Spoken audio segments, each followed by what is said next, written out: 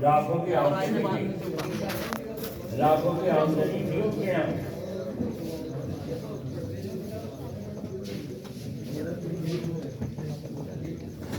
آمدنی تھی، اور کبھی زکات خرچ نہیں ہوئی۔ آپ اندازہ لگائیے کبھی زکات خرچ نہیں ہوئی، کیوں؟ اس لیے کہ وہ رکھتے ہی تھے، جو آیا دے دیا، جو آیا، اور اللہ تعالیٰ کو خوب خوب دیتا ہے۔ یہ اللہ تعالیٰ کا نظام ہے، خرچ کرنے سے مال گھٹتا نہیں۔ اور ایک دفعہ کچھ لوگ آئے باغ خریدنے کے لیے، باغ خرید لیا، کچھ دن کے بعد آ کے کہنے لگے بھائی جان بچاؤ اس باغ کو، سب بوال بن گیا ہمارے پاس۔ بس کہنے لگے حضرت ٹوٹا نفع کر دو، کیا ہوا؟ اس باغ کو ہوا نکل گئی، جو زمین تھی سب کو پانی بھر گیا، بس ہمیں معاف۔ بھائی آپ سے بچے نا بھائی، کیا بات ہے؟ اگر ہوا نکل گئی نقصان ہو گیا تو اپنے گھر چلے جاؤ، چھوڑو آپ کو میرے وہ اٹھا کر کو گردن جھکا کے شرم شرم میں چپکے سے لگے باہر اوپر پڑاٹ بھاگے، جان بچ گئی۔ بھائی تو ٹوٹا نفع پتہ نہیں کیا دینا پڑتا ہے۔ بس حضرت نے کہا بلائیے ان کو، اب جو بلایا اس کو آواز دو، حضرت بلا رہے ہیں، بس سمجھ گئے کہ پھنس گئے۔ اب دوبارہ جو بلایا گیا اب جان بخشش نہیں ہونے۔ حضرت نے فرمایا ہمارے باپ سے کیا امید تھی تمہیں؟ کالی جو سوچے تھے 200 250 روپئے کم از کم حصے میں آ جائیں گے، تو آپ نے فرمایا اپنے سیکریٹری سے ان کو اتنے ہی روپے دے دو، کیسا بھی ہو اتنے ہیں، سب کو 250 روپے دے دو۔ اب وہ 250 روپے لے کے بیچارے بیٹھے ہیں، جب وہ چلے گئے تو کسی نے کہا حضرت یہ بھی جرمانے میں دیا آپ نے ان کو 250 روپے؟ جی باغ چھوڑ کے جا رہے ہیں بیچ میں اور ٹوٹا نفع کرنے آئے تھے، آپ اور ان کو واپس دے رہے ہیں کی جرم ہے؟ کہا اللہ اکبر، اللہ والوں کی شان نرالی ہے، اللہ ہمیں سب کو اپنا بنا دے۔ تو کیا فرمایا؟ فرمایا ہمارے باغ سے امید لگا کے آئے تھے اور اس میں ہوا نکل گئی، بیچارے نا امید ہو گئے، ہمیں شرم آ رہی ہے کوئی ہمارے باغ سے امید لگائے اور نام اور محروم ہو کر کے چلے گئے۔ سبحان اللہ۔ تو بھائی ٹھیک کہا نہ کہا، یہ ظرف ہے اللہ والوں کا، اور یہ دنیا والوں کا ظرف ہے، جن کا 5000 کی ٹریڈ لی تھی آگے اب جلو ادھاری کر رہے۔ دیکھو ادھار کھاتا کیسا کھول رہا ہے، جب تم نے ادھار کھاتا کھول رہا ہے تو بھینس کو بھی میرے کہیے بس صبح کو اکٹھا نکال لے گا، پھر دیکھو کتنا دار دے گی تمہیں۔ اللہ کے نظام کے خلاف ہے۔ ایک عورت آئی آ کے کہنے لگی بڑھیا ارے تھوڑا سا شہد دے دو، اس میں پیالی میں دوا میں چاہیے۔ حضرت نے فرمایا نوکر کو بلا کے وہ جو مشق کر رہی ان میں سے ایک مشق کی بڑھیا کے ساتھ لے جاؤ گھر پہنچا دو۔ کہا چلو بڑی وہ لے جا رہا شہد، مشق کو لے جاؤ ساتھ چلے جاؤ۔ اور بڑھیا نے کہا کہ میں اتنا کیا کروں گی، مجھے تو تھوڑا سا چاہیے تو دوا میں یہ پیالی لے کر آئی ہوں۔ تو حضرت نے فرمایا تم نے مانگا ہے اپنی ضرورت کے بقدر، میں دے رہا ہوں اپنی حیثیت کے بقدر۔ یہ شان ہے اللہ والوں کی۔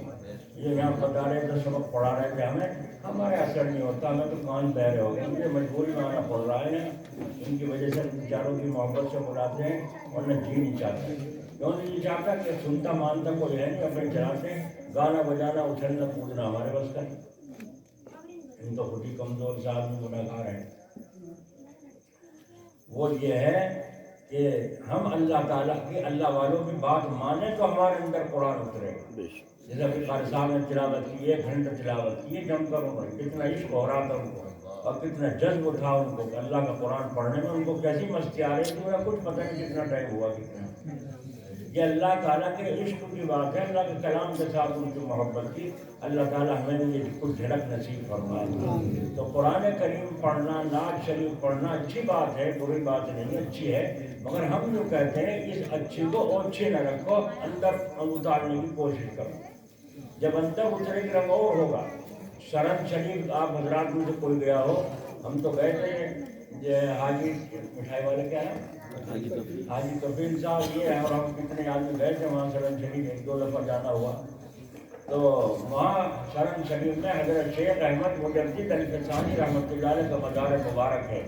جب پڑھاتے تھے تو ایک طالب علم کو کہا بھائی تم دیر سے کبھی کبھی آتے ہو کبھی ناغا کرتے ہو، کیا بات ہے؟ فرمایا حضرت میری بہن کی شادی ہے، اس کا انتظام کبھی کرے، اس میں آگے پیچھے ہو جاتا ہوں۔ تو آپ نے فرمایا کیا کمی رہ گئی؟ کہ یہ خرچ میں کچھ کمی ہے، انتظام نہیں ہو پا رہا۔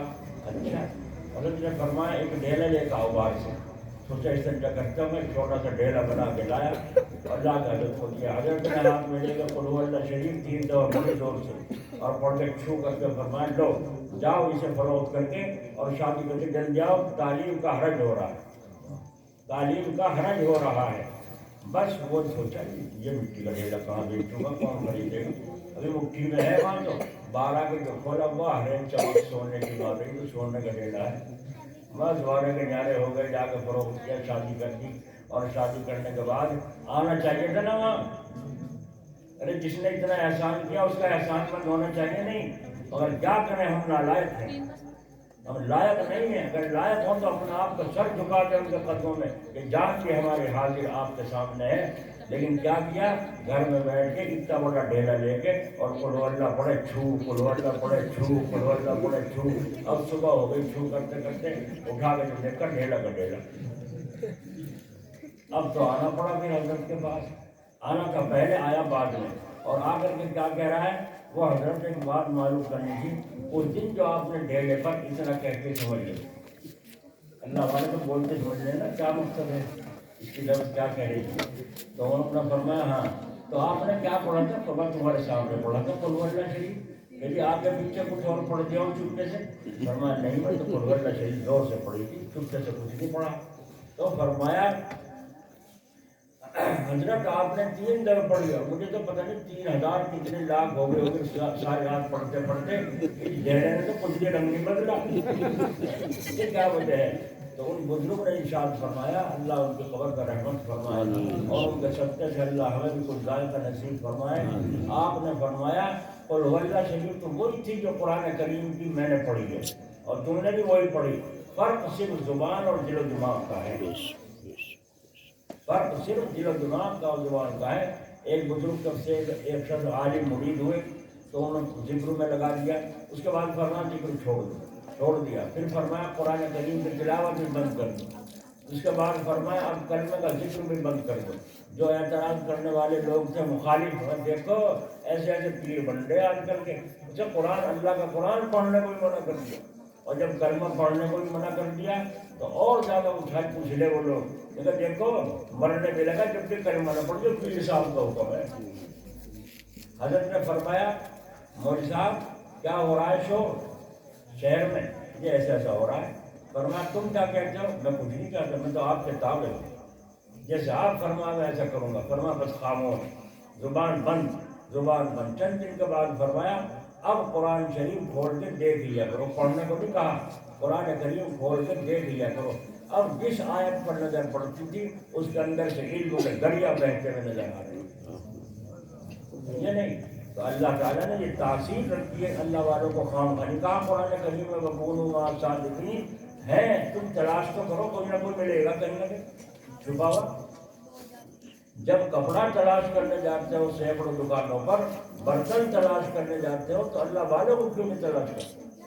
अल्लाह वाले दुनिया में हैं और रहेंगे इंशाअल्लाह ताला, मगर हमारी तलब नहीं है।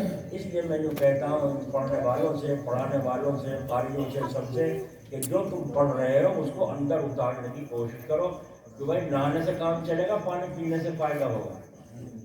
जिसको खुशकी आ रही हो तो नहाने से फायदा हो जाएगा पूरा और पानी पीने से होगा। तो कुरान करीम अंदर उतारे तो फायदा नसीब हो। फिर देखो ये सब हजरात नियत करें तो अपने बच्चों को कुरान करीम पढ़ाएं इंशाअल्लाह, और हम भी इंशाअल्लाह ताला पढ़ेंगे। आज चाहे 8 घंटा दो किसी उस्ताद के पास पढ़ो। अपने एक दरोगा को देखा ईशा के बाद ड्यूटी से आकर एक तालिब इल्म से कुरान करीम पढ़ना सीख रहा था। जिसको तलब होती है वो सब कुछ कर लेते हैं। और अगर न भी तुम पढ़े तो कम से कम तालिब इल्मों में नाम तो हो जाएगा। और एक नियत ये करें कि कुरान करीम जो पढ़े हुए नहीं है, जो पढ़े हुए वो तो रोजाना तिलावत करें, जो पढ़े हुए नहीं है कुरान शरीफ घर में रखा हो या मस्जिद में रखा हो, उठाकर सीने पे लगाओ और सर पे लगाओ और यूँ कहो ये मेरे रब का सच्चा कलाम है। बताओ गुनहगार होगा क्या? नहीं, अल्लाह को प्यारा है। तो जो सर पर लगा रहा है, सीने पर लगा रहा है, अल्लाह का वो भी प्यारा, और जो तिलावत कर रहा है वो भी अल्लाह का प्यारा।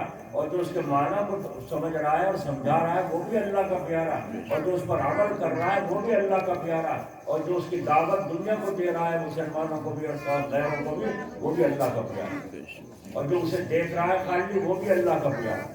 ایسا کلام ہے یہ، اللہ تعالیٰ نے توفیق نصیب فرمائے۔ اور کوئی دے رہا بھائی؟ ابھی دے دو کہ اللہ ہماری دعا